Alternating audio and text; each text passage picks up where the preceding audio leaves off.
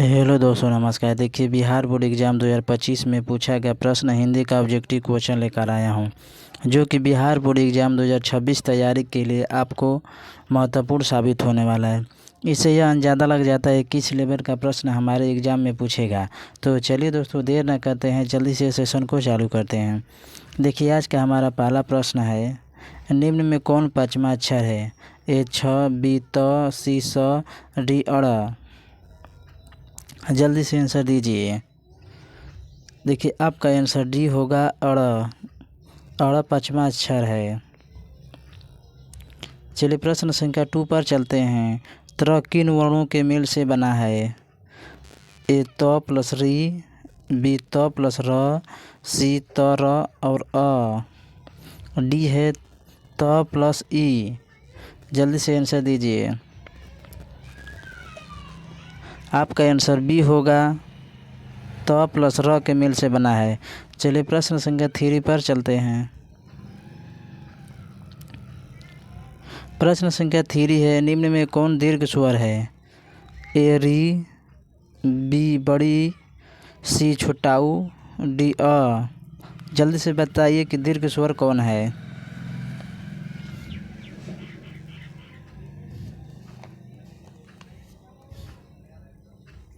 आपका answer B होगा, बड़ी ई। बड़ी ई दीर्घ स्वर है। चलिए प्रश्न संख्या 4 पर चलते हैं। बड़ाऊ का उच्चारण स्थान है? ए कंठ, बी तालु, सी मूर्धा, डी ओष्ठ। आपका आंसर ये होगा, कंठ है। बड़ाऊ का उच्चारण स्थान कंठ होता है। चलिए प्रश्न संख्या 5 पर चलते हैं। प्रश्न संख्या 5 है, निम्न में कौन ऊष्म व्यंजन है?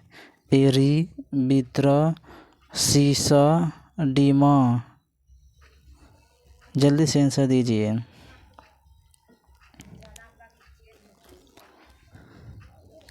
देखिए, उसमें व्यंजन छ है। निम्न में कौन उसमें व्यंजन छ है? आपका उसमें व्यंजन है। जब पूंजी किनकी रचना है? प्रश्न संख्या 6 है, जब पूंजी किनकी रचना है?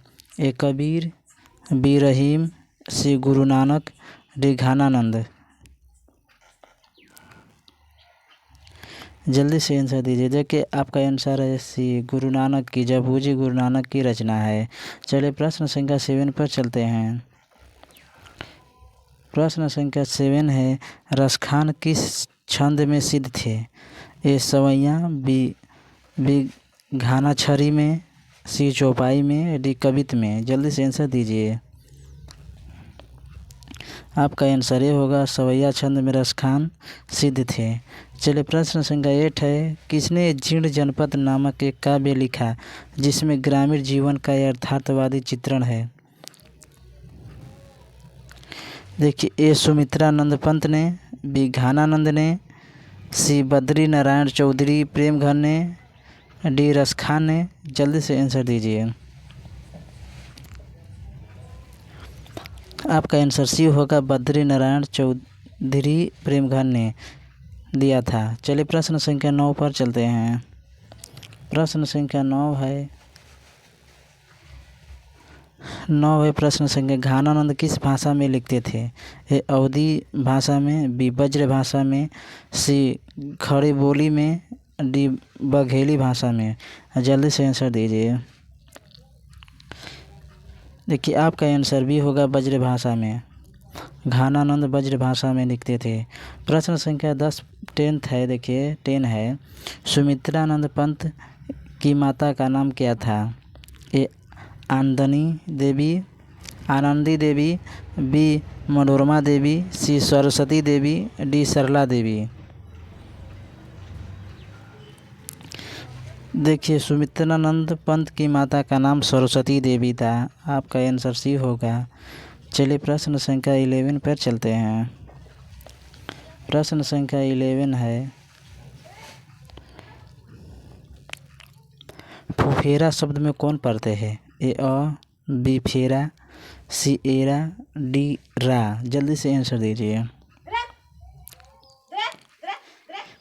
आपका आंसर सी होगा, एरा। फुफेरा में देखिए एरा पढ़ते हैं। पढ़ते में क्या होता है कि पीछे का लगता है। फुफेरा में एरा पड़ते हैं। चलिए प्रश्न संख्या 12 पर चलते हैं। प्रश्न संख्या 12 है, पढ़ाकू शब्द में कौन पढ़ते हैं?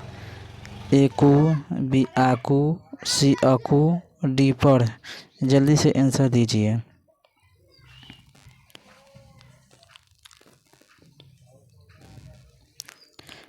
देखिए आपका आंसर बी होगा आकू। पढ़ाकू में पढ़ते आकू लगेगा। चलिए प्रश्न संख्या 13 पर चलते हैं। प्रश्न संख्या 13 है, मानवता किस शब्द का उदाहरण है? ए रूढ़, बी यौगिक, सी योग रूढ़, डी इनमें से कोई नहीं। आपका आंसर डी होगा, इनमें से कोई नहीं। चलिए प्रश्न संख्या 14 पर चलते हैं। प्रश्न संख्या 14 है, खलिहान किस शब्द का उदाहरण है?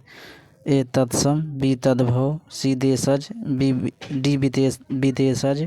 जल्दी से आंसर दीजिए।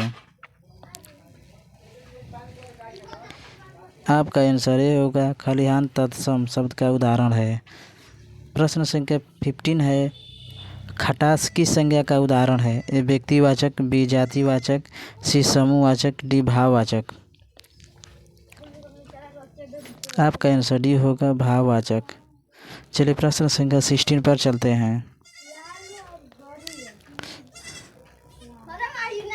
प्रश्न संख्या 16 है, निम्न में कौन व्यक्तिवाचक संज्ञा का उदाहरण है? ए कढ़ाई, बी परिजात, सी दानव, डी दाल।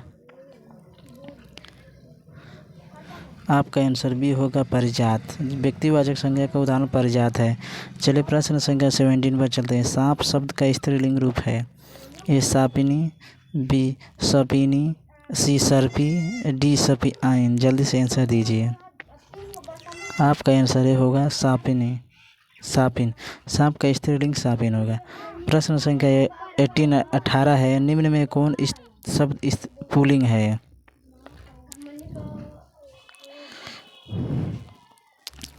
आपका 18 निम्न में कौन पुल्लिंग है? ए मृत्यु, बी रोटी, सी कृति, डी विवाह।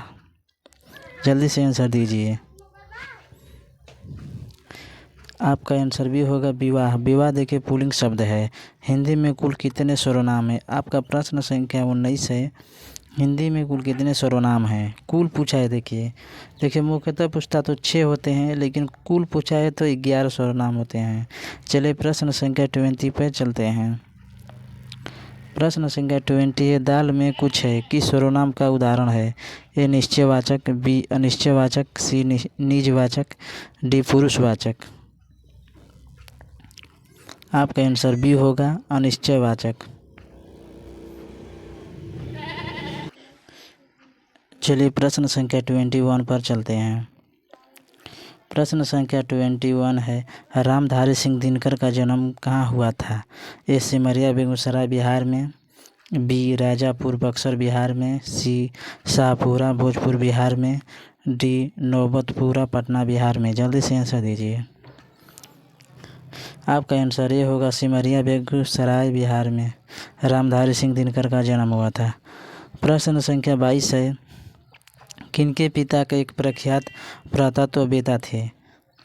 ए सचिनानंद, हीरानंद वात्स्यायन आगे के, बी सुमित्रानंद पंत के, सी रामधारी सिंह दिनकर के, डी कुंवर नारायण के।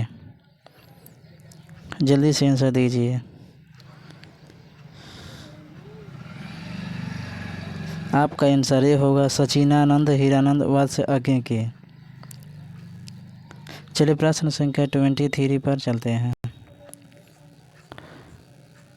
प्रश्न संख्या 23 है, एक वृक्ष की हत्या शीर्षक कविता के कवि कौन है? ए बीरेन कंडवाल, बी दिनकर, सी सुमित्रानंद पंत, डी कुंवर नारायण। आपका आंसर डी होगा, कुंवर नारायण है। चलिए प्रश्न संख्या 24 पर चलते हैं। प्रश्न संख्या 24 है, जीवानंद दास किस भाषा के सम्मानित कवि हैं? ए उड़िया भाषा के, बी बांग्ला भाषा के, सी अवधी भाषा के, डी बिहारी भाषा के। जल्दी से आंसर दीजिए। आपका आंसर बी होगा, बांग्ला भाषा के। चलिए प्रश्न संख्या 25 पर चलते हैं। प्रश्न संख्या 25 है, बीजाक्षर किनकी रचना है? ए अनामिका की, बी रेनर मारिया रिल्के की, सी दिनकर की, डी अगे की। आपका आंसर ये होगा अनामिका की। बीजाक्षर अनामिका की रचना है। चलिए प्रश्न संख्या 26 पर चलते हैं। प्रश्न संख्या 26 है, रेनर मारिया रिल्के की माता का नाम क्या था? ए कार्नेलिया, बी मारिया, सी मरियम, डी सोफिया। जल्दी से आंसर दीजिए। देखिए रेनर मारिया रिल्के की माता का नाम सोफिया था। आपका आंसर डी होगा। चलिए प्रश्न संख्या 27 पर चलते हैं।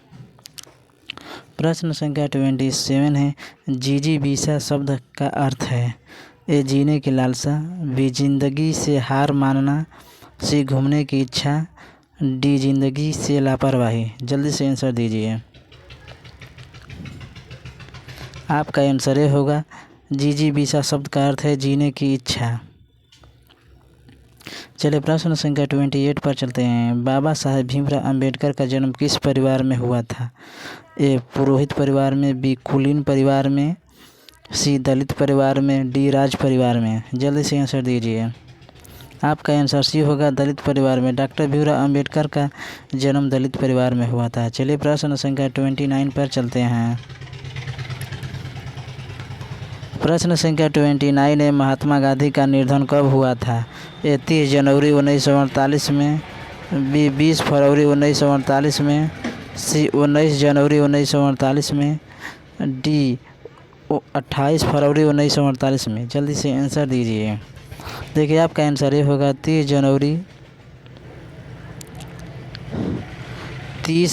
1948 में महात्मा गांधी का निधन हुआ था।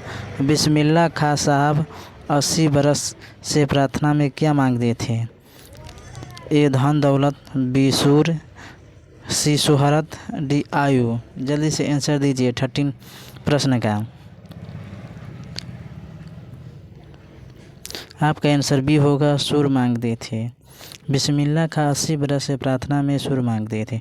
चलिए प्रश्न संख्या 31 पर चलते हैं।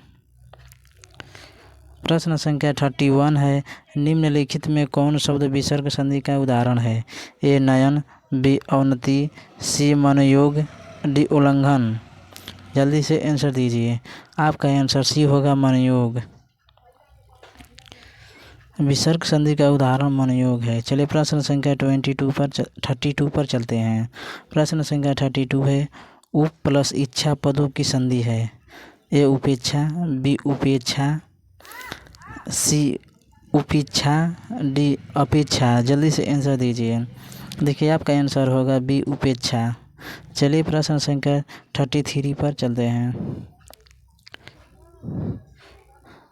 प्रश्न संख्या 33 है, नारायण शब्द का संधि विच्छेद है?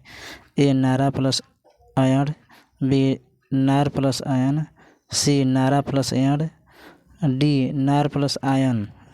जल्दी से आंसर दीजिए। देखिए नारायण शब्द का संधि विच्छेद आपका डी होगा, नार प्लस आयन। चलिए प्रश्न संख्या 34 पर चलते हैं। प्रश्न संख्या 34 है, तदित शब्द का संधि विच्छेद है? ए तत् प्लस हित, बी तत् प्लस उदित, सी तत् प्लस इत, डी तत् प्लस हित। जल्दी से आंसर दीजिए। आपका आंसर ये होगा तत् प्लस हित। तदित शब्द का संधि विच्छेद तत् प्लस हित है। प्रश्न संख्या 1। चलिए प्रश्न संख्या 35 है, राह खर्च शब्द का समास विग्रह है? ए राह के खर्च, ए राह से खर्च, बी राह के लिए खर्च, सी राह में खर्च, डी राह और खर्च। प्रश्न संख्या 35 का आंसर दीजिए। प्रश्न संख्या 35 का आंसर है राह के लिए खर्च। चलिए प्रश्न संख्या 36 पर चलते हैं। प्रश्न संख्या 36 है, शरणागत शब्द में कौन समास है? ए अधिकरण तत्पुरुष समास, बी संबंध तत्पुरुष समास, सी कर्म तत्पुरुष समास, डी कर्म तत्पुरुष समास। जल्दी से आंसर दीजिए। देखिए आपका आंसर सी होगा कर्म पुरुष तत्पुरुष समास। शरणागत में कर्म तत्पुरुष समास है। चलिए प्रश्न संख्या 37 पे चलते हैं।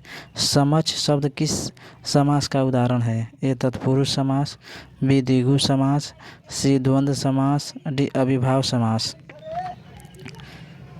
आपका आंसर डी होगा। समक्ष शब्द अविभाव समास का उदाहरण है। चलिए प्रश्न संख्या 38 पर चलते हैं। प्रश्न संख्या 38 है। दोपहर शब्द किस समास का उदाहरण है? ए नच समास, बी बहुव्रीहि समास, सी द्वंद्व समास, डी द्विगु समास। आपका आंसर डी होगा, द्विगु समास। दोपहर यानी दोपहर द्विगु समास का उदाहरण है। चलिए प्रश्न संख्या 39 पर चलते हैं। प्रश्न संख्या 39 है। गर्दन पर सवार होना मुहावरे का अर्थ है? ए प्रतिवाद करना, बी पीछा न छोड़ना, सी हानि पहुंचाना, डी पागल हो जाना। जल्दी से आंसर दीजिए। आपका आंसर बी होगा, पीछा न छोड़ना। गर्दन पर सवार होना मुहावरा का अर्थ है पीछा न छोड़ना। चलिए प्रश्न संख्या 14 पर चलते हैं। प्रश्न संख्या 40 है। सोनहार बिरवान के होत चिकने पातलोकित का अर्थ है? ए काम न जानना और बहाना बनाना, बी अपनी बुराई नहीं दिखती, सी है होनहार के लक्षण पहले ही दिखाई पड़ने लगते हैं, डी है काम करने पर उतारू होना। जल्दी से आंसर दीजिए। आपका आंसर सी होगा, होनहार के लक्षण पहले ही दिखाई देने लगते हैं। चलिए प्रश्न संख्या 41 पर चलते हैं। प्रश्न संख्या 41 है। सुमित्रानंद पंत किस वाद के कवि हैं? ए छायावाद के, बी प्रयोगवाद के, सी नकेनवाद के, डी कैप्सूलवाद के। जल्दी से आंसर दीजिए।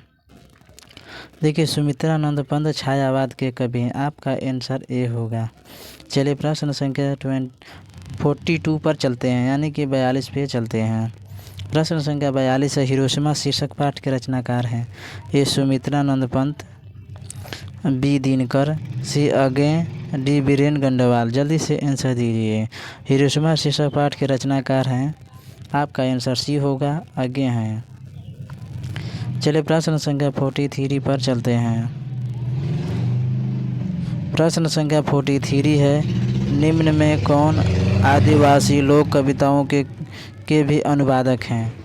प्रश्न संख्या 43 है। निम्न में कौन आदिवासी लोक कविताओं के भी अनुवादक हैं? ए दिनकर, बी सुमित्रानंद पंत, सी बीरेन गंडवाल, डी है जीवानंद दास। जल्दी से आंसर दीजिए।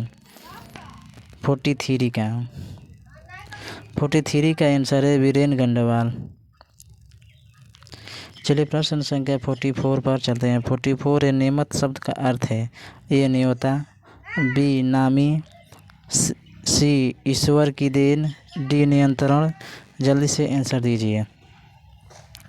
आपका आंसर सी होगा, ईश्वर की देन। नेमत शब्द का अर्थ ईश्वर की देन होता है। चलिए प्रश्न संख्या 45 पे चलते हैं।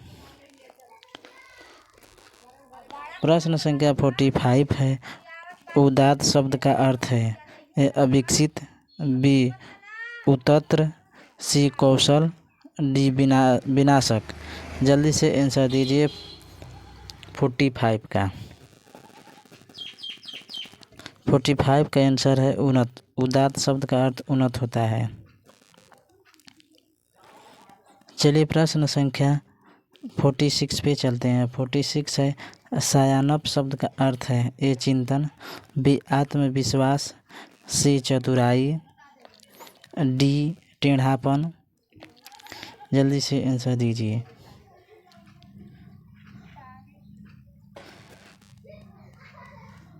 आपका आंसर सी होगा, चतुराई। चलिए प्रश्न संख्या 47 पे चलते हैं। प्रश्न संख्या 47 है। गुरु नानक को किस मुगल सम्राट से मुलाकात हुई थी? ए बाबर से, बी हुमायूं से, सी अकबर से, डी शाहजहां से। जल्दी से आंसर दीजिए।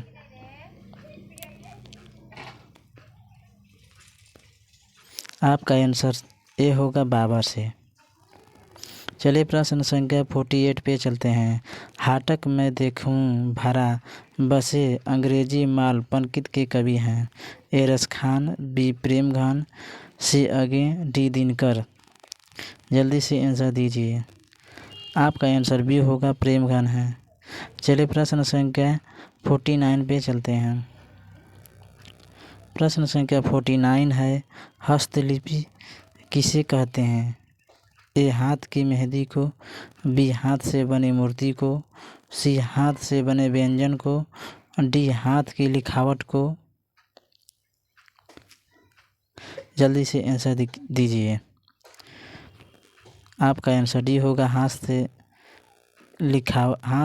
की लिखावट को हस्तलिपि कहते हैं। चलिए प्रश्न संख्या 15 है, साक्षी शब्द का अर्थ है? ए असत्य, बी सत्य, सी गवाही, डी सवेरा। आपका आंसर सी होगा, साक्षी शब्द का अर्थ गवाही होता है। चलिए प्रश्न संख्या 51 पर चलते हैं। प्रश्न संख्या 51 है, नौकर की कमीज किनकी रचना है? ए यतीन्द्र मिश्र की, बी अशोक वाजपेयी की, सी अमरकांत की, डी विनोद कुमार शुक्ल की।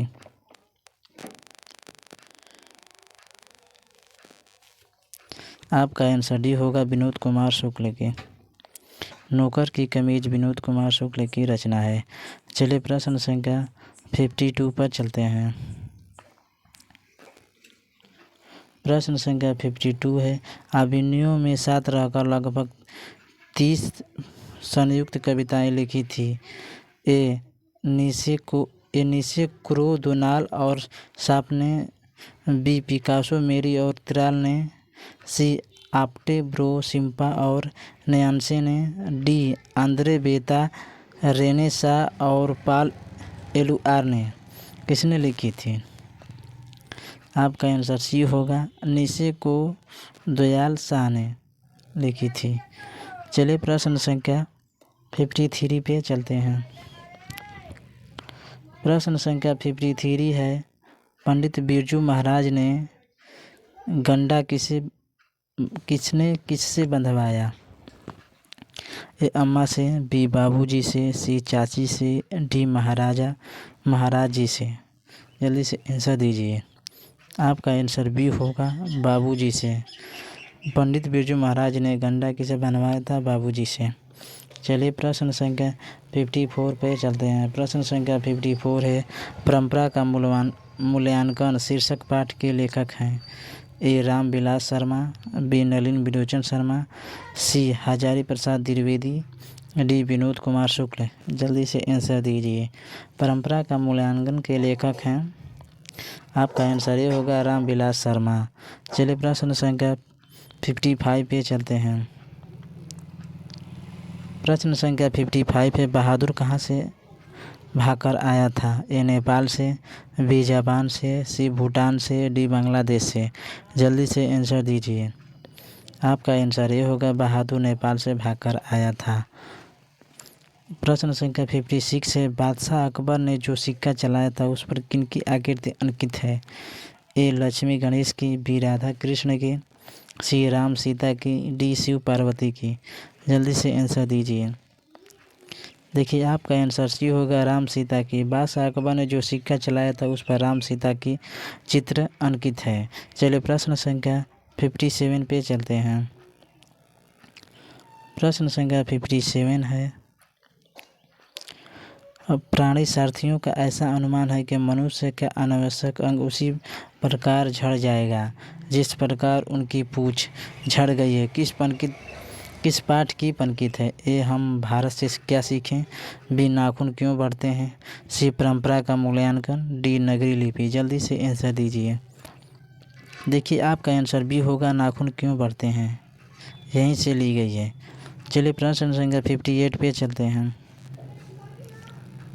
प्रश्न संख्या 58 है, मैक्स मूलर ने किस रचना का जर्मन भाषा में पदानुवाद किया है? ए मेघदूत का, बी धन्यालोक का, सी चंद्रालोक का, डी साहित्य दर्पण का। जल्दी से आंसर दीजिए।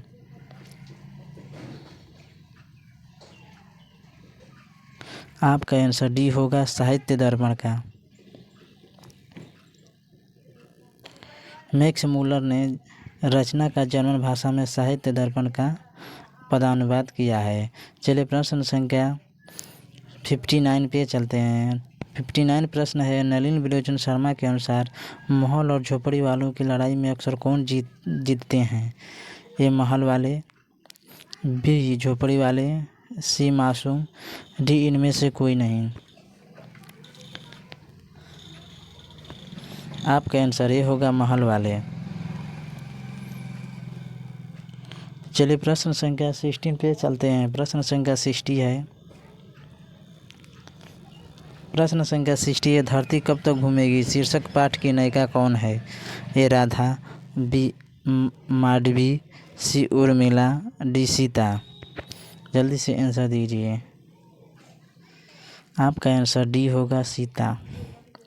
धरती कब तक घूमेगी शीर्षक की नायिका सीता है। चलिए प्रश्न संख्या 61 पर चलते हैं। प्रश्न संख्या 61 है, निम्न में कौन अशुद्ध शब्द है?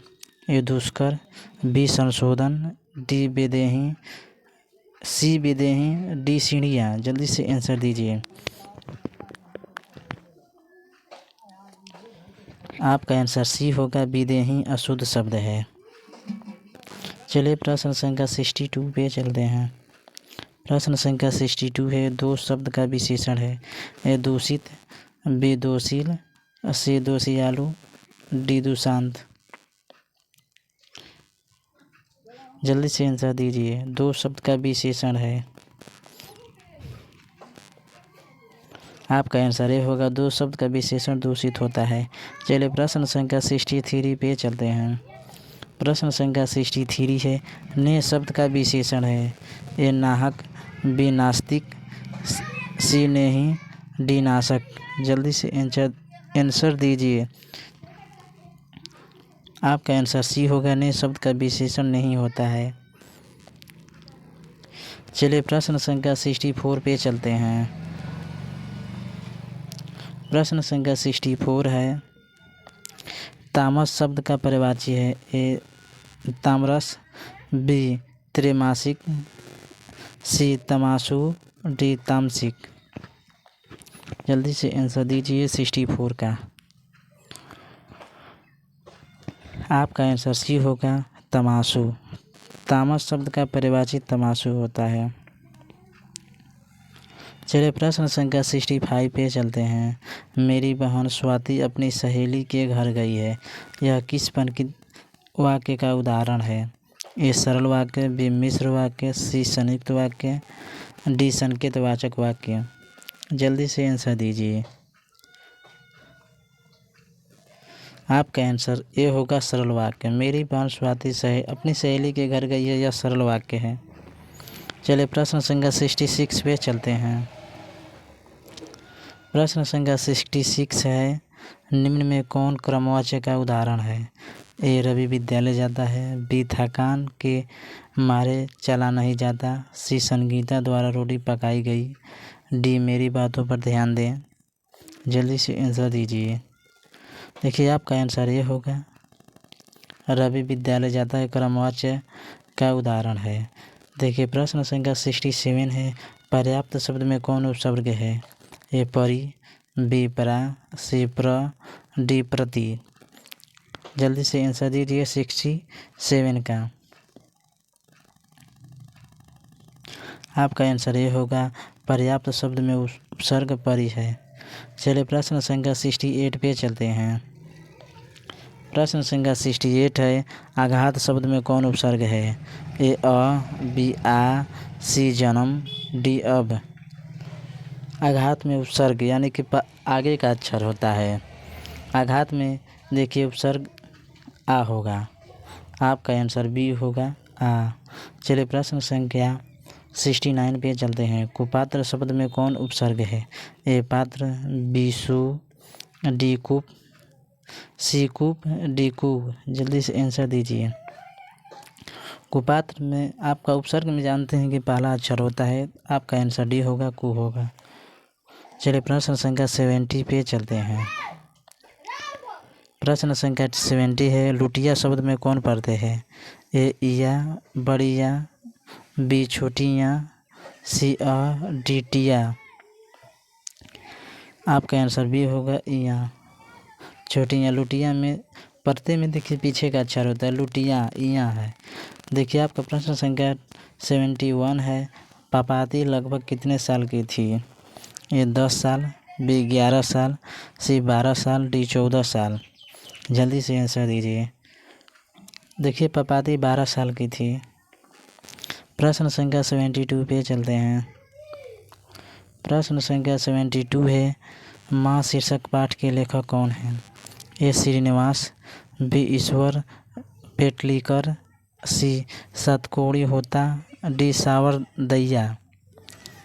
जल्दी से आंसर दीजिए। शीर्षक पाठ के लेखक कौन है? आपका आंसर बी होगा ईश्वर पेटलीकर।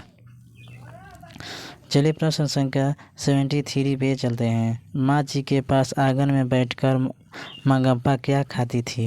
ए दही, बी मिठाई, सी पान सुपारी, डी रोटी सब्जी। जल्दी से आंसर दीजिए। आपका आंसर सी होगा पान सुपारी। चलिए प्रश्न संख्या 74 पे चलते हैं। प्रश्न संख्या 74 है, अरे कहावत है दावा करने से तो मसान ही जागता, यह कथन किसने कहा? ए मंगप्पा का, बी माँ जी का, सी नंजम्मा का, सी डी रंगप्पा का। जल्दी से आंसर दीजिए। आपका आंसर ये होगा मंगप्पा का। चलिए प्रश्न संख्या 75 पे चलते हैं। रसूलन बाई कौन थी? ए अभिनेत्री, बी लेखिका, सी गायिका, डी कवयित्री। देखिए आपका आंसर ये होगा रसूलन बाई अभिनेत्री थी। चलिए प्रश्न संख्या 76 पे चलते हैं। प्रश्न संख्या 76 है, यतीन्द्र मिश्र ने गीतकार गुलजार की कविताओं का संपादन किस नाम से किया? ए धाती, बी देवप्रिया, सी यार जुलाहे, डी गिरजा। जल्दी से आंसर दीजिए। आपका आंसर सी होगा यार जुलाहे। चलिए प्रश्न संख्या 77 पे चलते हैं। प्रश्न संख्या 77 है, बहुवचन पत्रिका के संपादक कौन थे? ए अशोक वाजपेयी, बी हजारी प्रसाद द्विवेदी, सी अमरकांत, डी यतीन्द्र मिश्र। आपका आंसर ये होगा अशोक वाजपेयी। बहुवचन पत्रिका के संपादक अशोक वाजपेयी हैं। चलिए प्रश्न संख्या 78 पे चलते हैं। सौरभ संभावना किनकी रचना है? ये हजारी प्रसाद द्विवेदी की, बी रामविलास शर्मा की, सी अशोक वाजपेयी की, डी भीमराव अंबेडकर की। जल्दी से आंसर दीजिए। आपका आंसर सी होगा अशोक वाजपेयी की। सौरभ संभावना अशोक वाजपेयी की रचना है। चलिए प्रश्न संख्या 79 पे चलते हैं। 79 है, निम्नलिखित में किस पाठ की विद्या निबंध है? ए नाखून क्यों बढ़ते हैं, बी बहादुर, सी मछली, डी भारत माता। जल्दी से आंसर दीजिए। आपका आंसर ये होगा नाखून क्यों बढ़ते हैं, निबंध है। चलिए प्रश्न संख्या 80 पे चलते हैं। प्रश्न संख्या 80 है, the castus in India there mechanism किनकी रचना है? ए महात्मा गांधी की, बी भीमराव अंबेडकर की, सी अमरकांत की, डी गुणाकार मूल्य की। जल्दी से आंसर दीजिए। आपका आंसर बी होगा भीमराव अंबेडकर की। चलिए प्रश्न संख्या 81 पर चलते हैं। प्रश्न संख्या 81 है, यह घर नवीन का है, यह किस विशेषण का उदाहरण है? ए गुणवाचक, बी सर्वनामिक विशेषण, सी पर विशेषण, डी संख्यावाचक विशेषण। जल्दी से आंसर दीजिए। आपका आंसर बी होगा यह नवीन का घर है, सर्वनामिक विशेषण है। आपका आंसर बी होगा। चलिए प्रश्न संख्या 82 पे चलते हैं। थान भर कपड़ा यह किस विशेषण का उदाहरण है? ये गुणवाचक, बी सर्वनामिक, सी परिणामवाचक, डी प्रविशेषण। आपका आंसर सी होगा परिणामवाचक। चलिए प्रश्न संख्या 83 पे चलते हैं। प्रश्न संख्या 83 है, शाश्वत खाता होगा किस वर्तमान काल का उदाहरण है? ए सामान्य वर्तमान काल, बी पूर्ण वर्तमान काल, सी संदिग्ध वर्तमान काल, डी संभाव्य वर्तमान काल। जल्दी से आंसर दीजिए। आपका आंसर डी होगा संभाव्य वर्तमान काल। चलिए प्रश्न संख्या 84 पे चलते हैं। निम्न में कौन वाक्य अक्रम क्रिया का उदाहरण है? ए मनीष बिस्कुट खाता है, सी प्रेमा सोती है, बी प्रेमा सोती है, सी है दीपा गीत गाती है, डी है गाय घास खाती है। जल्दी से आंसर दीजिए। आपका आंसर बी होगा प्रेमा सोती है। चलिए प्रश्न संख्या 85 पे चलते हैं।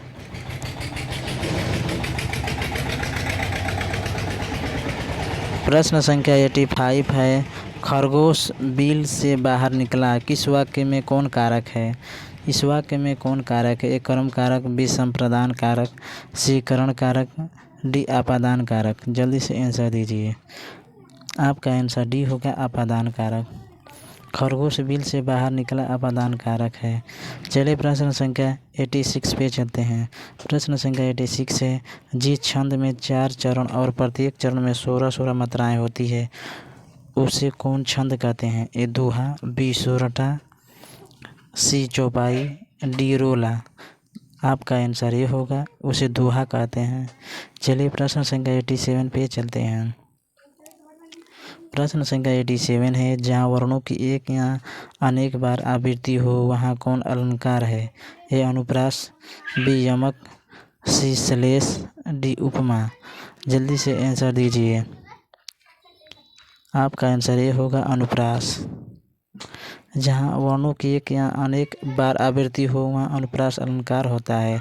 चलिए प्रश्न संख्या 88 पर चलते हैं। किसे हम वर्गीय व्यंजन भी कहते हैं? ए स्पर्श व्यंजन को, बी अंतस्थ व्यंजन को, सी ऊष्म व्यंजन को, डी संयुक्त व्यंजन को। जल्दी से आंसर दीजिए। आपका आंसर ये होगा स्पर्श व्यंजन को वर्गीय व्यंजन कहते हैं। चलिए प्रश्न संख्या 89 पे चलते हैं। प्रश्न संख्या 89 है, निम्न में कौन अल्पप्राण व्यंजन है? ए ठ, बी ब, सी भ, डी फ। जल्दी से आंसर दीजिए। आपका आंसर बी होगा ब। चलिए प्रश्न संख्या 19 पे चलते हैं। निम्न में कौन महाप्राण व्यंजन है?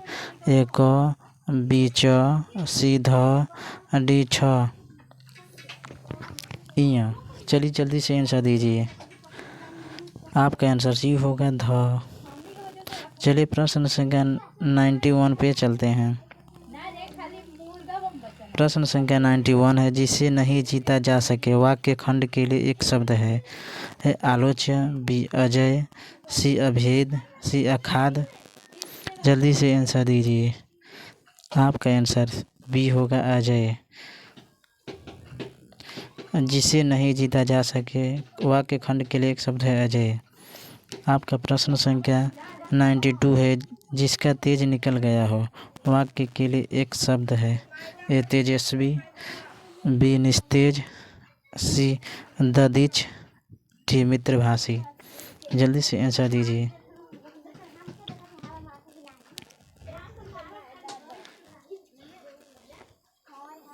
आपका आंसर बी होगा निस्तेज।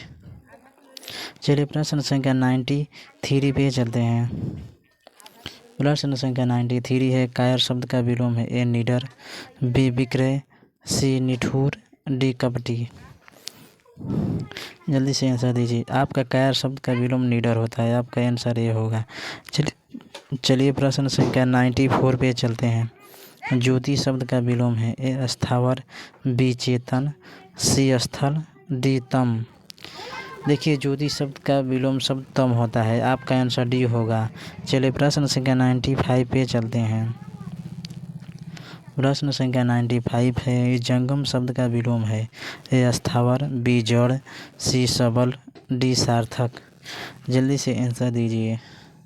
जंगम शब्द का विलोम देखिए स्थावर होता है। आपका आंसर ए होगा।